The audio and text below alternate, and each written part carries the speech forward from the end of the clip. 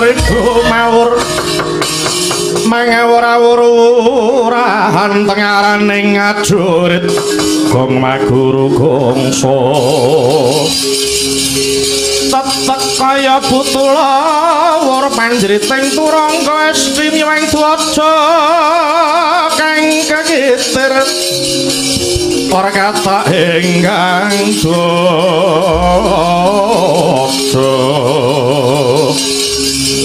Dwaja lelayu sepit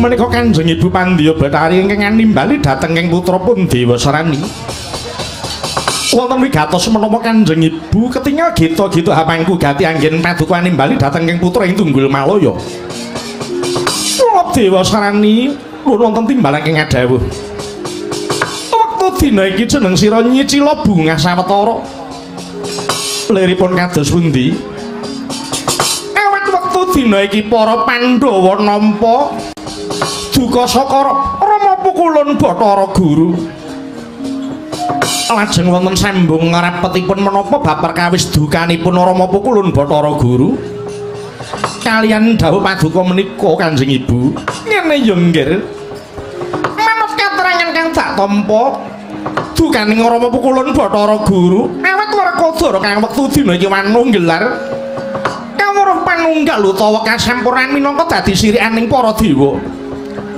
mula nganti Werkudara nampa duka lan Pandhawa kabeh kinen munggah marang Kayuwangan Suralaya ora wurung bakal nampa pidana kanthi Pandhawa lima munggah marang Kayuwangan Suralaya bakal nampa pidana tegese sing nampa pidana Puntadewa Werkudara Janaka naik kula sedewa kanthi Janaka mati kelungguhan lelananging jagat bisa dijabel tumuli kasarira marang sira Dewa Sarani yen sira wis nyandhang lelananging jagat tegese yen Janaka wis tumekaning pati bojone Janaka Siwara Sembadra kelakon dadi garwa kita Dewa Sarani waduh Kanjeng Ibu menawi tetela mekaten badhe kasembadan menawi dados gegayuhan kula ngrebat lelanangi jagat saking tanganipun Kakang Mas Harjuna tuwin kula badhe dados Narendra ingkang sinembah para ratu awit kula sampun kasembadan garwa dhateng Titis Widawati inggih menika pun Wara Sembadra garwanipun Kakang Janaka malah ora mung kuwi wae nggih yen to sira gelem rekasa bakal nemu mulya liripun wektu dina iki Praja Ngamarta tinemu suwung awit tininggal para Pandhawa loro-loro gawe Dewa Sarani mara gage sira kirapna wadyabala saking Tunggul Malaya wigati mbedah Praja Ngamarta kanthi sira bisa nguwasani Praja Ngamarta tak kira kabeh peranakan Pandhawa sing padha ana kono bisa tak areh lan Ngamarta bisa dadi jajan Tunggul Malaya Dewa Sarani lang-langing triya mangu-mangu mangun kung kanduhan rimang lirlena tanpa kanin yen tanpa lusa mangku sang Hyahutama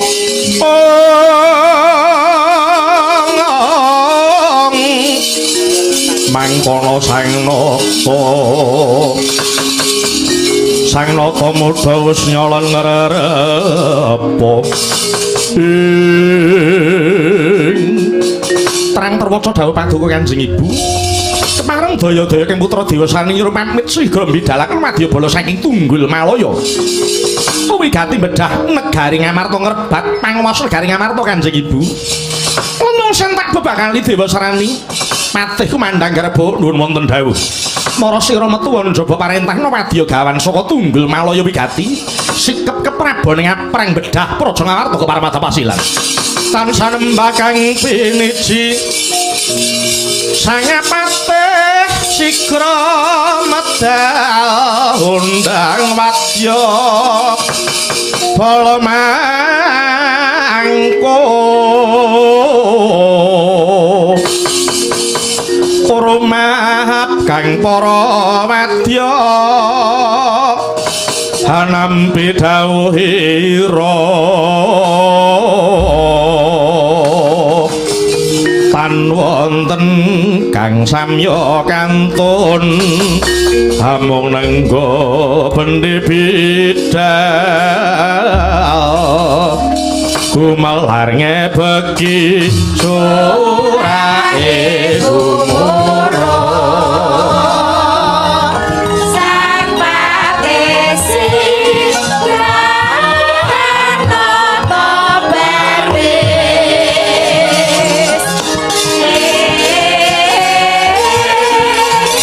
nyawisi kumara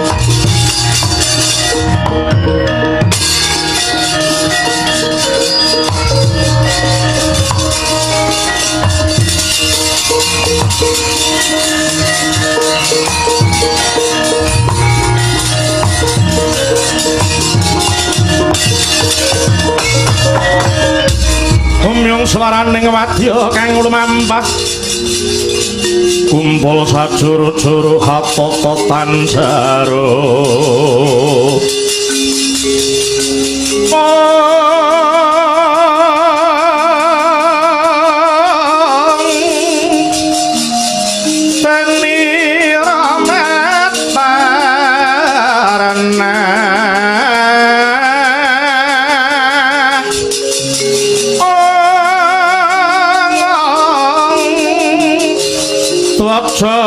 miwang bending ongkong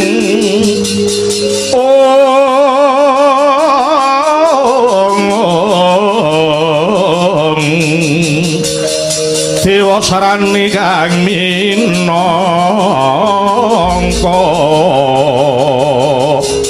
cucuk ing para wadyabala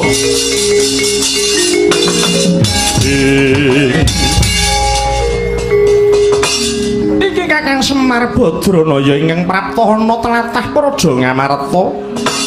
Inggih Ndarawayu Wara Sri Kandi, mila ngantos kula kraya-raya sowan dhateng negari Ngamarta.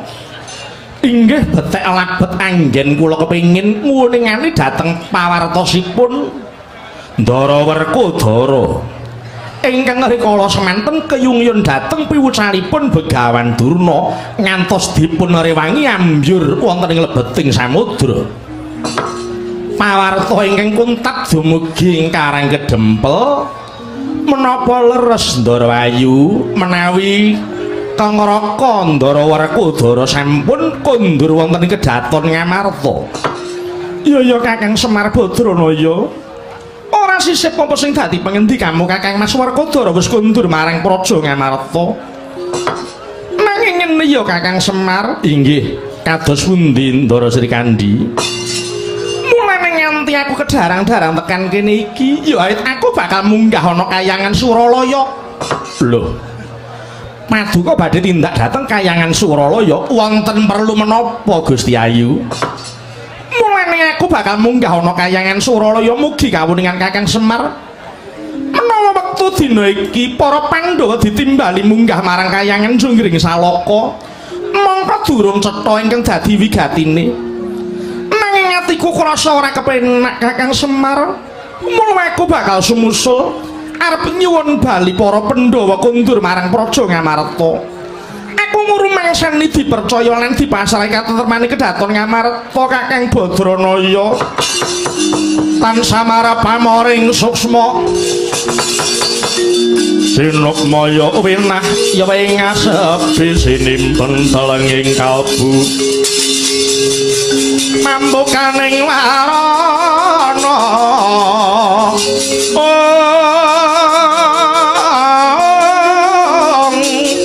talen saking lit layaping ngaluyut pintu pesating supena sumusuping rasa jati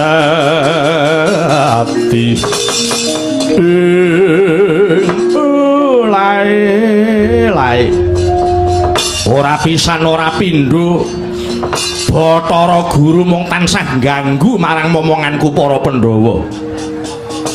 Inggih Ndara Sri Kandi, sakiyating tenaga kula menawi wonten kepareng Paduka Ndara Sri Kandi kula badhe sabiyantu. Jernyatanipun Paduka Ndara Sri Kandi garwa Ndara Janaka ingkang tanggel jawabipun dhateng negari sami kaliyan Ndara Harjuna. Mila sampun trep menawi Paduka Ndara Sri Kandi dipun dombani, cara tembungipun Paduka kedah dipun sengkuyung para kawula walit awit kula niki dadi lambange wong cilik. Syukur bagis kedhi jumurung Kakang Semar dene prasetya lahir batin sabiyantu marang apa kang dadi sedyaku. Sedya luhur para kawula menika kedah sabiyantu. Murih saya ketingal manunggaling kawula kaliyan gustinipun. Mila menawi wonten kepareng Paduka Ndara Sri Kandi raos kula kok kirang sekeca. Menapa wonten kepareng menawi kula badhe manunggal sajiwa kaliyan Paduka Ndara Sri Kandi? Kula ingkang badhe ndumbani namung sampun ngantos kawistara. Yen pancen mengkono sing dadi kersane Kakang Semar Badranaya, aku ora bakal kabotan Kakang Semar. Nggih, menawi Paduka mboten kawratan monggo kula maturi mbikak korining raga Paduka tumuli kula mlebet dhateng raga Paduka. Sak sampunipun kula mangke mlebet dhateng raga Paduka kepareng Paduka nimbali dhateng para putra miwah Sentana Ngamarta. Awit raos kula kok tanggap kalian kawontenan mesti badhe wonten menapa-menapa dhateng negari Ngamarta. Aku mathuk Kakang Semar mara gagem mlebu marang ragaku sendika Ndara Sri Kandi.